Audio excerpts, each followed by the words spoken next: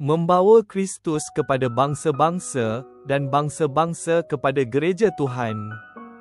6 April 2025. Korban. Matius bab 27 ayat 24 hingga 26. Apabila Pilatus melihat bahawa dia tidak dapat mempengaruhi mereka, malah mereka mula hendak merusuh, dia mengambil air lalu membasuh tangannya di hadapan orang ramai itu sambil berkata, "Aku bebas daripada kesalahan menumpahkan darah orang yang baik ini. Kamu tanganilah sendiri."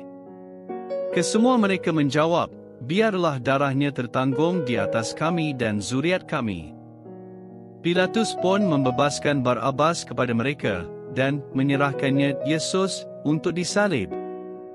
Teriakan dari kumpulan ini menakutkan, "Biarlah darahnya tertanggung di atas kami dan zuriat kami." Ini adalah kutukan dari mereka, seolah-olah bererti, "Kami mahukan lelaki ini mati dan kami rela menerima akibatnya, tidak kira apapun yang terjadi." Bolehkah Yesus mendengar teriakan mereka? Saya percaya dia boleh. Nampaknya Yesus sedang berdiri di sebelah Pilatus atau di tempat yang berdekatan di mana Pilatus dapat berulang-alik dalam menyoalnya. Saya berfikir, apakah di dalam fikiran Yesus? Sudah tentu kita perlukan darah Yesus pada kita dan anak-anak kita. Darah Yesus yang dia curahkan dengan relanya untuk kita akan membersihkan kita dari segala dosa, rasa bersalah dan keaiban.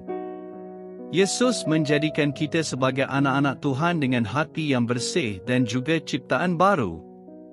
Kumpulan orang ramai ini menyangka mereka melafazkan kutukan, tetapi melalui kematian dan kebangkitannya, Juru Selamat Yesus telah mengubah kutukan ini menjadi berkat. Kita berdoa, "Tuhan, biarlah darah-Mu di atasku dan jadikan aku milik-Mu selama-lamanya." Amin.